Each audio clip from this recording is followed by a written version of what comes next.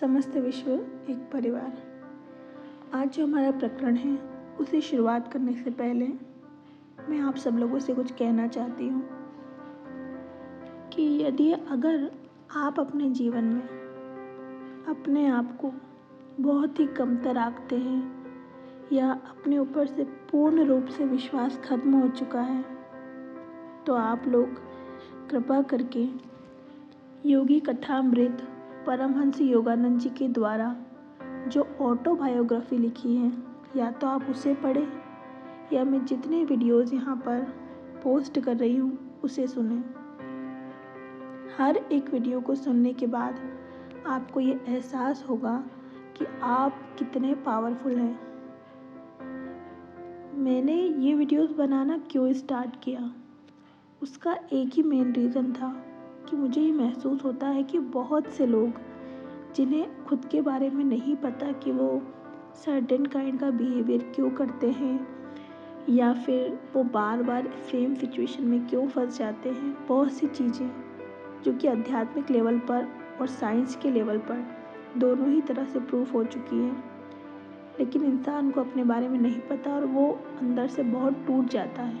बहुत से लोग सुसाइड करने की सोचते हैं। इन सब चीज़ों से बचने के लिए एक बार आप अच्छे से ज़रूर इस बुक को पढ़ें या जितने प्रकरण मैं आपको बता रही हूँ उन्हें सुनें। आपके जीवन में अद्भुत रूप से बदलाव आएगा।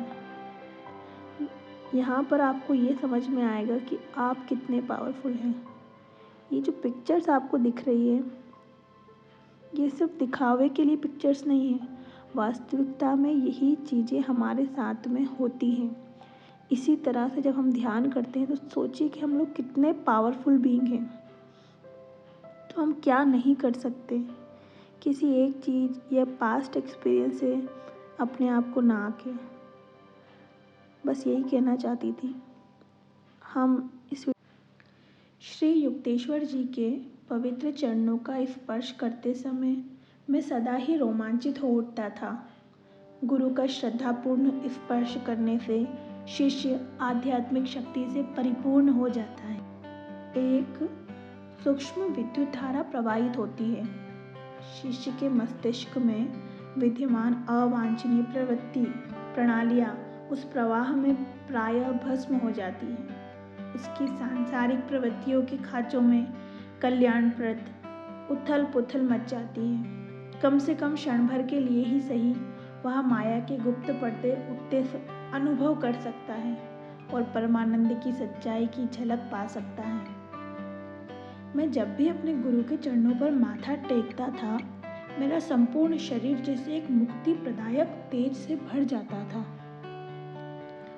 गुरुदेव ने मुझे बताया, जब लाहिड़ी महाशय मौन रहते थे तब भी, या किसी ऐसे विषय पर चर्चा कर रहे हों जो पूर्णतः धार्मिक ना हो, तब भी मैंने देखा कि उन्होंने मुझ में अगाध ज्ञान का संचार कर दिया है। मुझ पर भी श्री युक्तेश्वर जी का प्रभाव ऐसा ही पड़ता था।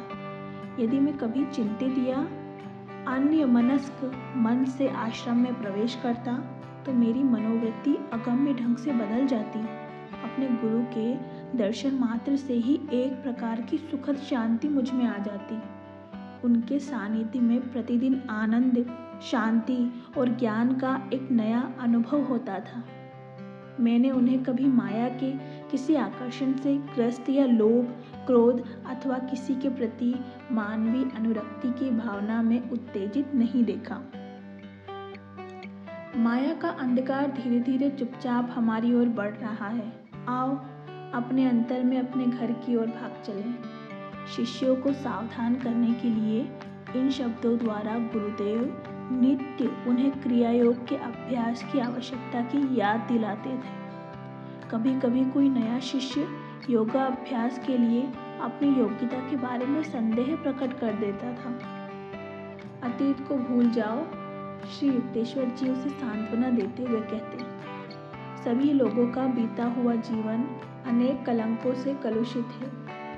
मनुष्य के आचरण का तब तक कोई भरोसा नहीं होता जब तक वह ईश्वर में अधिष्ठित ना हो जाए।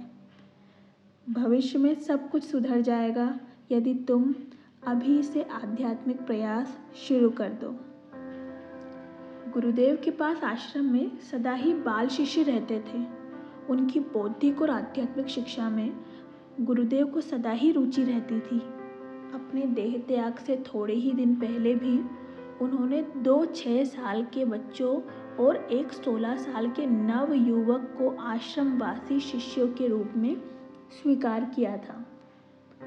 अपने अधीन शिष्यों को वे सावधानी पूर्वक शिक्षा देते थे।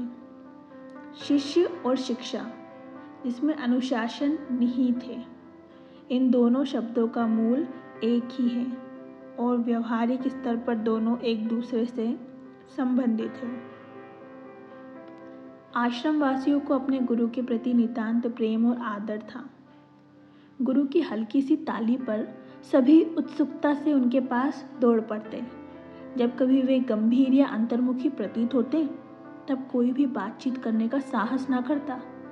जब उनकी हंसी गूंज उठती तब बच्चे भी उन्हें अपने में से एक ही मानते।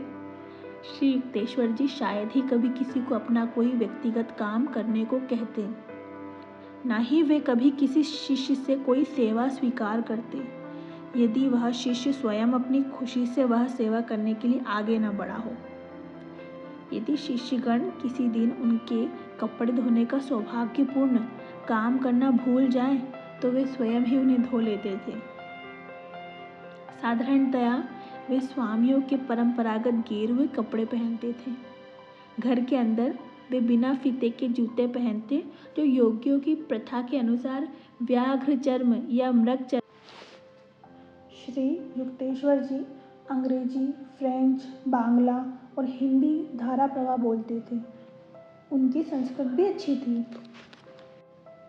वे अपने शिष्यों को संस्कृत और अंग्रेजी अपनी स्व आविष्कृत सरल पद्धतियों से बड़े धीरज के साथ सिखाते थे। गुरुदेव को अपने शरीर की अधिक चिंता नहीं थी, परंतु वे उसके प्रति सावधानी अवश्य बरतते थे। वे कहते थे कि ईश्वर शारीरिक और मानसिक स्वस्थता में अच्छी प्रकार अभिव्यक्त होते हैं। किसी बात में अति करना उन्हें पसंद नहीं था। एक शिष्य को जो दीर्घकाल तक उपवास करना चाहता था, मेरे गुरु ने हंसते हुए कहा, कुत्ते को हड्डी क्यों न डाल दी जाए। श्री युक्तेश्वर जी का स्वास्थ्य उत्तम था। मैंने कभी उन्हें अस्वस्थ नहीं देखा। जग प्रथा का मान रखने के लिए वे अपने शिष्यों को यदि वे चाहें तो डॉक्टर के पास जाने देते थे।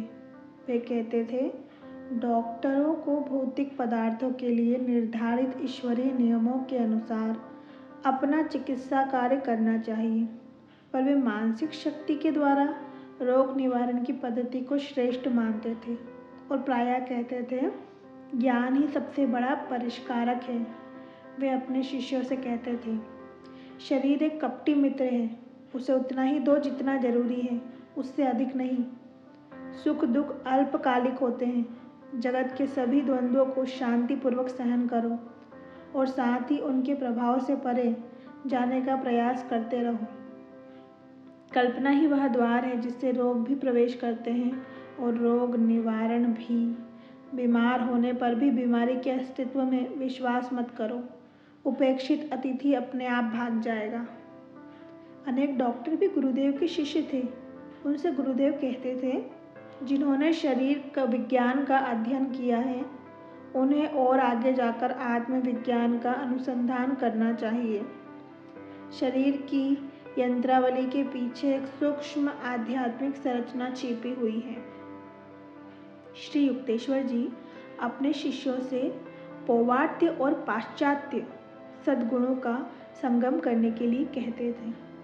स्वयं उनके बाह्य आदतें किसी पाश्चात्य संचालक के समान थी। उनके अंतर में पौवार्त्य लोगों की आध्यात्मिकता कूट कूट कर भरी हुई थी, यानी कि पूर्व के लोगों की, यानी कि हमारी। वे पश्चिम के प्रगतिशील, युक्तिपूर्ण और आरोग्यपूर्ण तौर तरीकों के प्रशंसक थे, तो पूर्व को शताब्दियों से धन्य करने वाले और उसके चारों ओर आध्यात्मिक तेजोमंडल निर्माण करने वाले धार्मिक आदर्शों के पुजारी भी थे। अनुशासन मेरे लिए कोई नई बात नहीं थी। घर में पिताजी अनुशासन में दृढ़ थे, अनंतता तो प्रायः निष्ठुर हो ही जाते थे, परंतु श्री युक्तेश्वर जी के प्रशिक्षण को दारुण से लेश मात्र भी कम नहीं कहा जा सकता। चाहे तात्कालिक व्यवहार में हो या साधारण आचार के सूक्ष्म अर्थों में हो, मेरे गुरु अपने शिष्यों की छोटी से छोटी गलती की भी खूब आलोचना किया करते थे। शिष्टाचार का पालन यदि निष्कपटता पूर्वक ना किया जाए तो वह मृत सुंदर नारी के समान है। वे प्रसंग पढ़ने पर कहते थे, सभ्यता रहित स्पष्टवादिता डॉक्टर की छुरी के समान है, जो गुणकारी तो है परंतु अप्रिय लगती है। सौजन्य युक्त स्पष्टवादिता लाभदायक भी है और अच्छी भी लगती है। गुरुदेव मेरी आध्यात्मिक उन्नति से संतुष्ट लगते थे, क्योंकि उसके बारे में वे शायद ही कभी टिप्पणी करते थे। अन्य बातों में फटकारे सुनना नित्य की बात थी। मेरे गुरु मुख्य अपराध होते थे और अन्य मनस्कता के बीच बीच में विषणता, शिष्टाचार के कतिपय नियमों का उल्लंघन और कभी कभी अव्यवस्थितता। जरा देखो तुम्हारे पिता भगवती की कार्यशैली कितनी सुव्यवस्थित और सुसंतुलित। श्री रामपुर आश्रम में जब मैं पहली बार आया था, उसके थोड़े ही दिनों बाद लाहिड़ी महाशय के इन दो शिष्यों की आपस में भेंट हुई थी। पिताजी और गुरुदेव एक दूसरे के प्रशंसक थे। दोनों ने ही मजबूत आध्यात्मिकता की नींव पर अपने सुंदर आध्यात्मिक जीवन का निर्माण किया था, जिसका युग युगांतर में भी लय नहीं हो सकता। मैंने अपने बचपन के एक अल्पकालिक शिक्षक से कई गलत शिक्षाएं ग्रहण कर ली थी। उन्होंने मुझे बताया था कि एक शिष्य को सांसारिक कर्तव्यों को पूरा करने के लिए अति कष्ट करने की आवश्यकता नहीं। जब कभी मैंने अपने कार्यों की उपेक्षा की या उन्हें लापरवाही से संपन्न किया, तब किसी ने मुझे कभी डांट फटकारा नहीं। ऐसी शिक्षा को आत्मसात करना मानव स्वभाव को बड़ा सरल लगता है, किंतु गुरुदेव के कठोर अनुशासन में मैं शीघ्र ही उत्तरदायित्वहीनता की सुखद भ्रांतियों से जाग। जो लोग इस जगत के लिए अत्यधिक श्रेष्ठ हैं, वे पहले ही किसी अन्य जगत की शोभा बढ़ा रहे हैं। श्री युक्तेश्वर जी ने एक दिन कहा, जब तक तुम इस धरा की मुक्त हवा का श्वास ले रहे हो, तब तक बदले में कृतज्ञता पूर्वक सेवा देना तुम्हारा कर्तव्य है। जो समाधि की श्वास रहित अवस्था में प्रतिष्ठित हो गया हो, केवल वही जगत के कर्तव्यों से मुक्त है। उन्होंने रुक्षता से आगे कहा, जब तुम उस अंतिम पूर्णता की अवस्था में पहुंच जाओगे, तब मैं तुम्हें उस बारे में सूचित करने में चूकूंगा नहीं। मेरे गुरु को किसी प्रकार की घूस से वश में नहीं किया जा सकता था, प्रेम से भी नहीं। मेरी तरह ही जिसने भी स्वेच्छा से उनका शिष्य बनना स्वीकार कर लिया था, उसके प्रति वे कभी किसी प्रकार की नरमी नहीं दिखाते थे। गुरुदेव और मैं, चाहे उनके शिष्यों से घिरे हो या अपरिचित लोगों से, या केवल हम दोनों ही साथ साथ हो, वे सदा ही अपनी बात स्पष्ट शब्दों में कहते और तीव्र फटकार भी लगाते।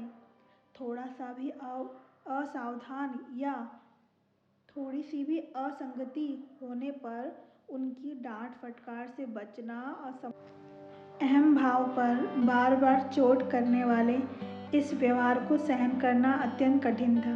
परंतु मैंने भी अपनी प्रत्येक मानसिक ऐंठन की श्री युक्तेश्वर जी के द्वारा सीधी करा लेने का अटल प्रयास कर लिया था। इस विराट परिवर्तन को लाने के अथक परिवर्तन में जब वे लगे हुए थे, तब अनेक बार मैं उनके अनुशासन रूपी हथौड़े के प्रहार से तिलमिला उठता था। आगे के प्रकरण को अगले वीडियो में कंटिन्यू किया जाएगा। इस एपिसोड को देखने के लिए आपका बहुत बहुत धन्यवाद।